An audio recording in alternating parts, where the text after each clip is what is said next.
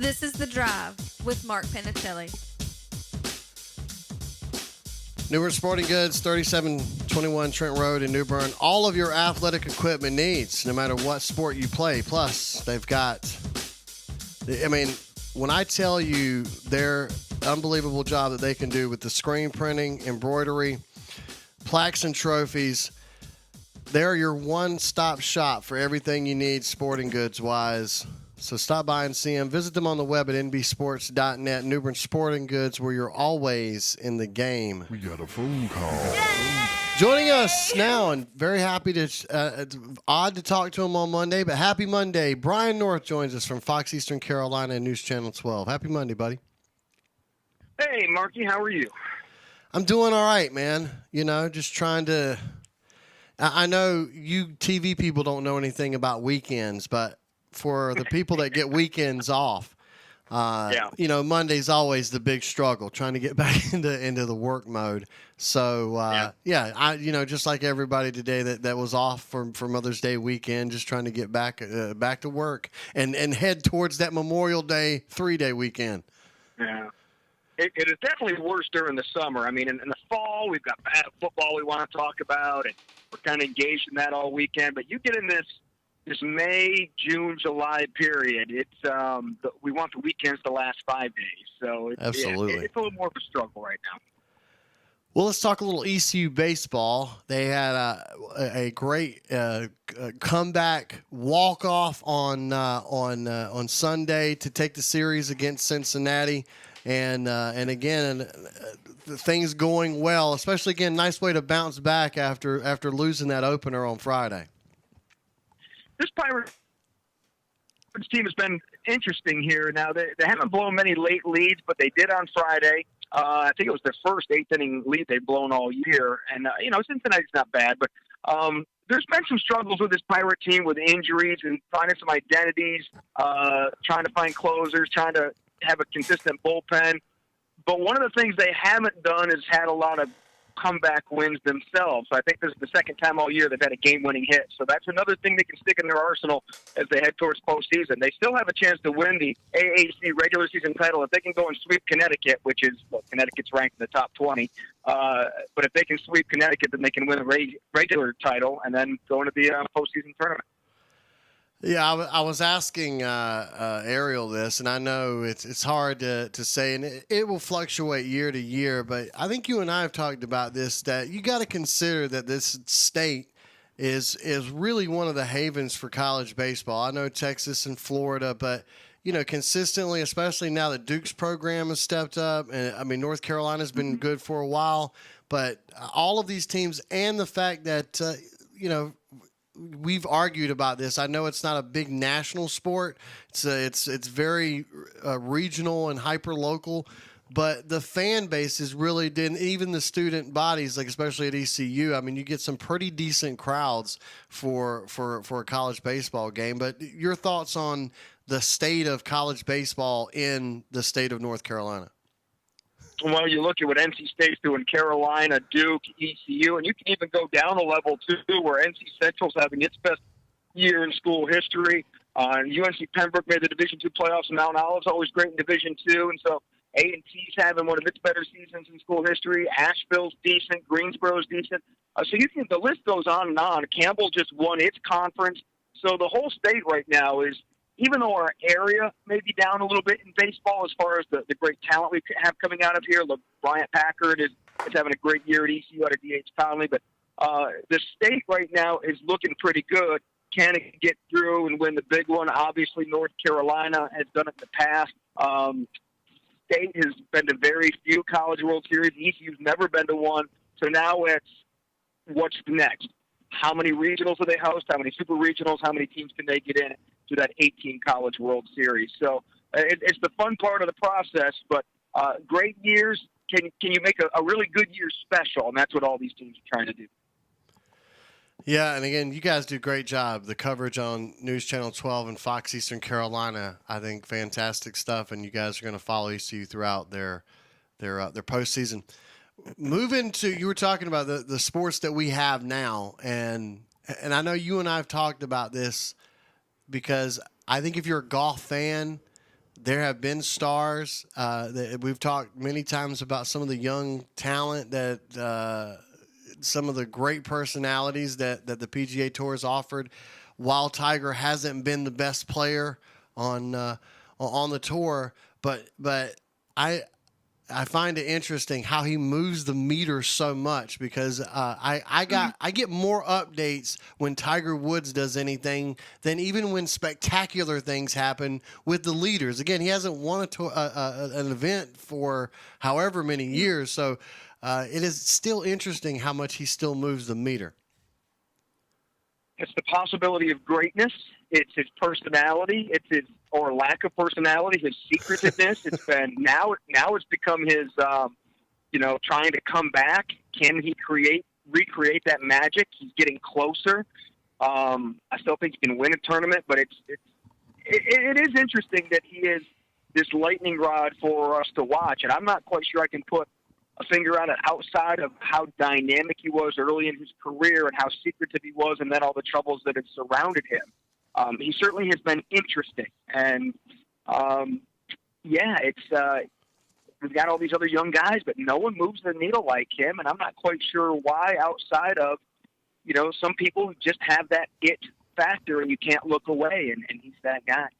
But okay, Brian, I got to ask though, you're not actually buying into the Tiger's back thing, right? I mean, we've gone through this story a billion times.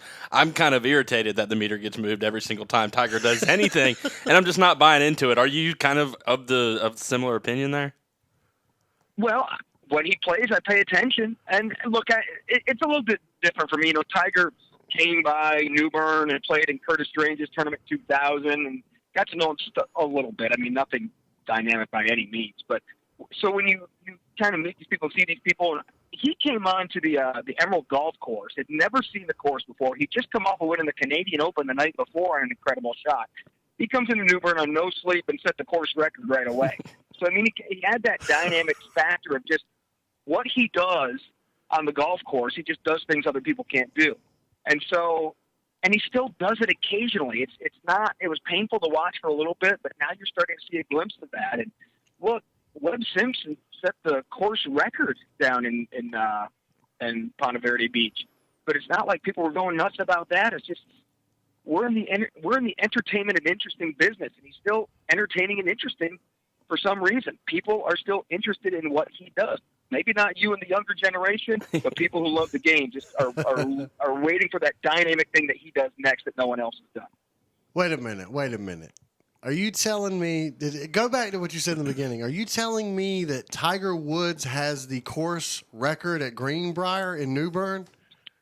Yeah, the unofficial record. When he came in 2000, now I don't know if it's been broken since, but I believe he's fired a 63 or 64 when he played in that exhibition tournament that they had with Curtis Strange. That's pretty cool, though, right? That Tiger Woods has the embarrassing. I don't think I've ever broken 100 at the Emerald.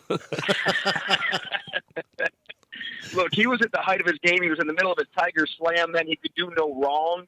But yeah, he came in sight unseen. I can remember every hole. It's like, so what to do here? And Curtis would explain to him. And yeah, he fired. You'd have to go ask Jerry Briel. But I remember them announcing at the time that, I think there was a gimme putt here or there. So they kind of called it unofficial. But it was a 63, 64, somewhere in there that he shot that day. Yeah, I think we're gonna search it out. We're gonna probably put that out there and see if we can't find out officially. Because again, that would be a pretty cool thing. Nonetheless, as you were saying, it does move the meter for people because I think for me, and I've told people I really didn't root for Tiger. I'm kind of the guy that always rooted for the underdog. But I certainly appreciated the run that he was on. I'm too young to remember. The great golfers before him. I mean, because being born in '74, I did. So Tiger's really sort of right there in my wheelhouse, and so I didn't really start rooting for him until everybody turned on him, and I just thought that was like, well, wow, that's pretty crappy. Like that one bad moment, everybody was ready to pounce on him. So now I consider myself a Tiger fan, and I'm rooting for him because everybody else. He just brought a different energy to the golf course. And, I watched Jack Nicklaus growing up and more towards the end of his career, and Tom Watson and some of those great golfers of that era. And they were fun. but there was just a different energy that Tiger brought. The fist pump, the slightly talking trash, the guy who brought to our lexicon the A game. He was the first guy to say that. So he just brought a different level to a sport that's always been not always inclusive. So, it's always been socioeconomic, elite sport. And so he brought a different set of eyeballs and brought more of the common man and the enthusiastic sports fan to the game. I'm still trying to put my finger on it exactly, but he certainly brought it out of the elite circles and had other people wanting to watch the sport, and that's why I always appreciated him. Look, I don't know if I was always a Michael Jordan fan, but I've always wanted to witness greatness. I hated Jeff Gordon, but I loved to watch him win.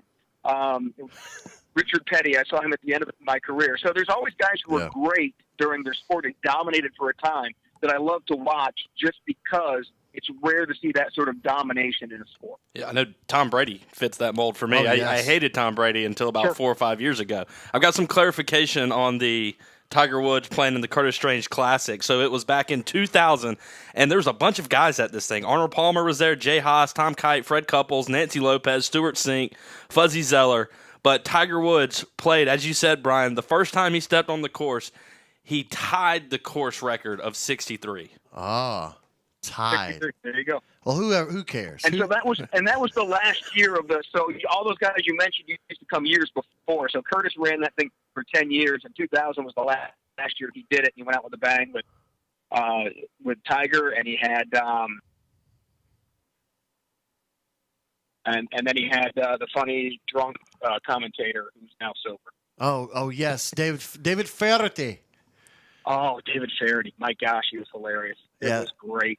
He's the only guy that, so we were live over there and he cussed on the air. He dropped the S-bomb on Nice.